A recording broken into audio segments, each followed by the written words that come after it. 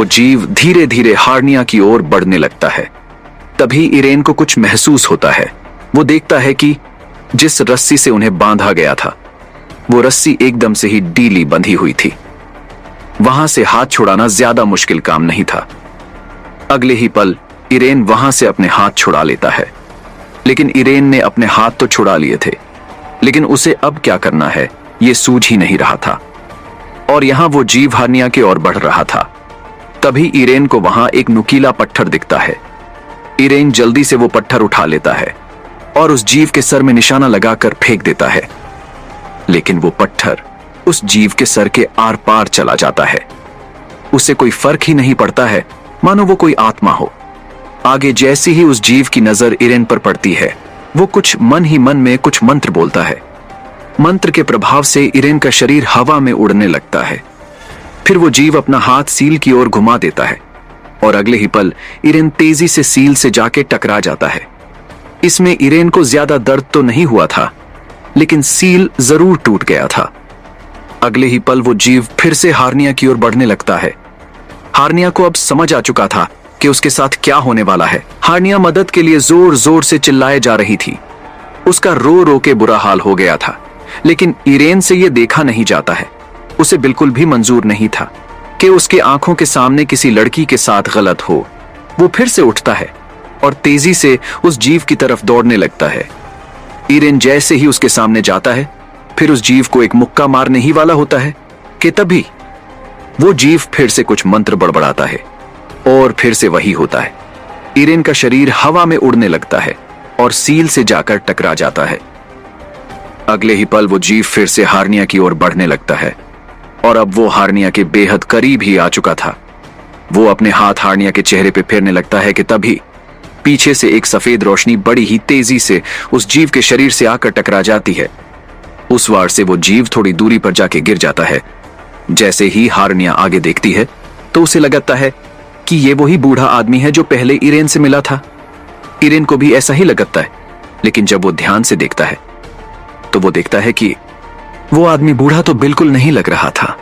उसकी उम्र करीब करीब 30 के आसपास होगी। अगले ही पल वो आदमी तुरंत ही इरेन को अपने पास बुलाता है और उसके हाथ में एक लाल कपड़े से ढकी हुई पोटली रख देता है और बताता है, देखो, मैंने रायका पर वार तो कर दिया है, लेकिन इस वार का उस पर कोई फर्क नहीं पड़ेगा। उसका अंत सिर्फ एक ही तरीके से किया जा सकता है। ये लो इस पोटली में एक दिव्य। आगे वो कुछ कहने ही वाला होता है कि तभी उसका शरीर अचानक से हवा में उड़ने लग जाता है। इरेन जैसे ही सामने देखता है तो वो देखता है कि वो जीव यानी रायका फिर से खड़ा हो उठा था। अगले ही पल रायका फिर कुछ मंत्र बड़बड़ाने लगता है और देखते ही देखते हवा में जो आदमी था उसके चिथड़े चिथड़े उड़ जाते हैं। ये देख के इरेन, हार्निया और सील इन तीनों के पैरों तले जमीन खिसक जाती है। इरेन को तो अभी भी विश्वास नहीं हो रहा था। उसे तो लग रहा था कि वो कहीं जाके टकरा जाएगा, लेकिन यहां तो कुछ और ही हो गया था। अगले ही पल रायका फिर से हार्निया के पास जाने लगता है और उसी वक्त यहां सील ने भी अपने हाथ छुड़ा लिए थे। सील ने रायका का अंत कैसे होगा वो सब सुन लिया था। वो जल्दी से इरेन के पास जाता है। इरेन जल्दी ही पोटली खोलता है तो वो देखता है कि उसमें एक राख थी। इरेन और सील समझ जाते हैं कि आगे उन्हें क्या करना है। तभी इरेन कहता, हम तो उसके नजदीक कभी नहीं जा पाएंगे और अगर हमने कोशिश भी की तो हम भी मारे जा सकते हैं। एक काम करते हैं, तो उसका ध्यान भटका, तब तक मैं ये राख हार्निया तक पहुंचाता हूं। जैसे ही रायका उसके करीब जाएगा, हार्निया उसमें राख डाल देगी, इरेन ने कहा। सील को इसमें खतरा तो लग रहा था, लेकिन अपनी बहन को बचाने का उसके पास सिर्फ यही एक रास्ता था। वो बिना कुछ सोचे मान जाता है। उसे सामने ही एक डंडा पड़ा हुआ दिखता है। वो जल्दी से वो डंडा उठा लेता है और थोड़े पीछे जाके रायका को चुनौती देते हुए कहता है, ओए रायका के बच्चे, चल आज मैं तुझे बताता हूं कि एक बहन पे बुरी नजर डालने वाले के साथ उसका भाई क्या करता है। सील ने कहा। यह सुन के रायका भड़क जाता है और इस बार वो कोई मंत्र नहीं बोलता है, बल्कि खुद सील की तरफ जाने लगता है। सील ने जोश जोश में बोल तो दिया था, लेकिन अब उसे सामने अपनी मौत दिखाई दे रही थी। इरेन जैसे ही देखता है कि रायका सील की ओर जा रहा है, तो इरेन मौके का फायदा उठा के चुपके से हार्निया के पास चला जाता है और अगले ही पल हार्निया के हाथ में वो पोटली रख के उसे सब कुछ समझा देता है। लेकिन जैसे ही वो पीछे मुड़ के देखता है तो उसके चेहरे पर एक डर झलकने लगता है। तभी हार्निया रोते हुए कहती है, मेरा भाई वो हवा में है। इरेन जल्दी कुछ करो वरना वो मारा जाएगा, हार्निया ने कहा। अगले ही पल इरेन रहायका के थोड़े नजदीक चला जाता है और उससे कहता है, शादी के बाद सुहाग रात होती है। इरेन ने कहा। यह सुन के रहायका का मन फिर से मचलने लगता है। वो सील को तेजी से एक पेड़ की ओर फेंक देता है और फिर से अपने कदम हार्निया की ओर बढ़ाने लगता है। जैसे ही वो उसके पास पहुंचता है, सबसे पहले वो अपने हाथ हार्निया के कमर पर रख देता है और अपनी आंखें बंद करके कोई मंत्र बड़बड़ाने हैं। और यही उसकी भूल थी। जैसे ही वो अपनी आंखें बंद करता है, हार्निया बिना कोई वक्त गवाए वो राख की पोटली में से राख निकालती है और तुरंत ही उसे रहायका पर डाल देती है। राख के पड़ते ही मानो रहायका के शरीर में तरंगे दौड़ने लगी हो और देखते ही देखते रहायका के शरीर में आग लग जाती है। लेकिन मरते मरते भी वो हार्निया, सील और इरेन को धमकी देकर जाता है। वो कहता है, तुम लोग मुझे तो मार दोगे, लेकिन तब क्या करोगे जब मुझसे भी ताकतवर हजारों आएंगे। इतना कह के वो हंसने लगता है और थोड़ी ही देर में उसका शरीर जल के राख हो जाता है। रहायका के मरने के बाद वो तीनों चैन की सांस लेते हैं, लेकिन उनको उस आदमी के बारे में बहुत बुरा लग रहा था। उसने बिना वजह उनको बचाने के लिए अपनी जान गंवा दी थी।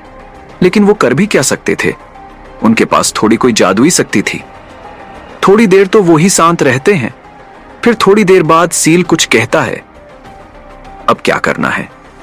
इसका जवाब देते हुए इरेन कहता है, हम भाग भाग के इतने दूर तक तो आ ही चुके हैं और यहां से विपेंज का घर भी नजदीक ही है। हम चल के भी आराम से जा सकते हैं। तो मुझे लगता है फिलहाल तो हमारा वहां जाना ही ठीक रहेगा, इरेन ने कहा। इरेन का यह सुझाव हार्निया और सील को ठीक लगता है। अगले ही पल वो तीनों वहां से निकल जाते हैं। रास्ते में चलते चलते ही इरेन हार्निया से कहता, तुम बहुत डर गई थी ना? हार्निया इसका जवाब देते हुए कहती है, क्या लगता है? इसका जवाब देते हुए इरेन कहता, सॉरी, मुझे लगा पूछ लूं। आगे हार्निया कहती है, मुझे अभी भी डर लग रहा है। तुमने सुना ना, उसने कहा कि मेरे जैसे और हजारों आएंगे। आगे इरेन कहता है, यानी ये बस एक शुरुआत है, लेकिन तुम घबराओ मत, अगली बार मैं तुम्हें बचा लूंगा। इरेन ने कहा। यह सुन के हार्निया के चेहरे पर एक हल्की सी स्माइल आ जाती है और थोड़ी ही देर में वो तीनों शादी के मंडप तक पहुंच जाते हैं। इरेन और हार्निया आगे चल रहे थे, उसके थोड़े ही पीछे सील चल रहा था। तभी चलते चलते इरेन और हार्निया को कुछ महसूस होता है। उनके कदम वहीं रुक जाते हैं और वो जैसे ही पीछे मुड़ के देखते हैं, वो देखते हैं कि सील एक जगह पर रुक गया था और उसने अपना एक हाथ मंडप के साइड में किया हुआ था। जैसे ही इरेन और हार्निया उस ओर देखते हैं, उनके होश उड़ जाते हैं। वो देखते हैं कि वहां पे वही बस थी जिसमें वो तीनों पहले बैठे थे। लेकिन चौंकाने वाली बात तो यह थी कि जो पहले जो बस के पैसेंजर्स जिंदा लाश बने हुए थे, वो अब एक एक करके बस से नीचे उतरकर शादी के मंडप की ओर जा रहे थे।